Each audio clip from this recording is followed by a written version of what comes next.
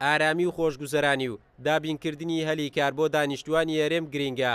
ئەما وتەی بەشێک لە چاودێرانی سیاسیە، چونکە ماوەی چەند ساڵێکە هەرێمی کوردستان شەڕی داعشی کردووە و لەو ڕێگەیەوە توانیوێتی پارێزگاری لە سەقامگیری هەرێم بکات. یەکێتی نیشتیمانی کوردستان پەیامی ئارامی بۆ داهاتوو ڕەخساندنی ڕەوشێکی لەبار بۆ پێشخستنی هەرێمی کردوتە بنەمای کارەکانی. هەڵگری ئەو پەیامە یاخود گەڕانەوەی ئەو ئارامێ بۆ هەرێمی کوردستان تۆم ینی ڕاستەوخۆ ئارامێکی تەواو دەبەخشیتە ژینگەی ئابووری.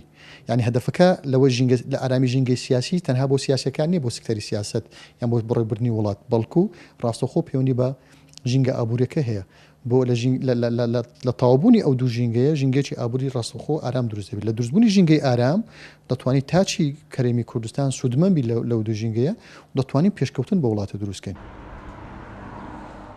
یەکێتی نیشتیمانی کوردستان بۆ هەڵبژاردننی پەرلەمانی کوردستان لیستەکەی ژمارە 150 و کارنامەکەشی ئارامی و خۆشگوزەرانیە بۆ دانیشتوانی هەرێم.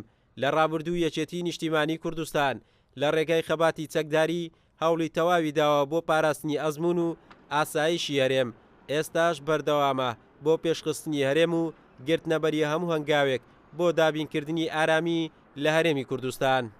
یەکێتی نیشتیمانی کوردستان پەیامێکی هەڵگرتووە جیاواز لە لیست و قەوارەکانی تر، جیاواز لە حیزبەکانی تر کەوا بانگەشەیەکی ئارامی دەکات. چونکە ئێمە لە کوردستان پێویستمان بەو دۆخەیە کە جیاواز بێتن، دۆخی ئارامی و بانگەشەیەک بێتن کە نبێتە هۆی بریندارکردنی لایەنەکانی تر و هەروەها ئەم ئارامیە ڕنگدانەوەی دەبێتن دوجار بۆ پێکەنانی حکوومەت لە کەرتەکانی تر، کەرتی ئابووری، کەرتی پەروەردە و خوێندنی باڵا و کەرتی تەندروستی.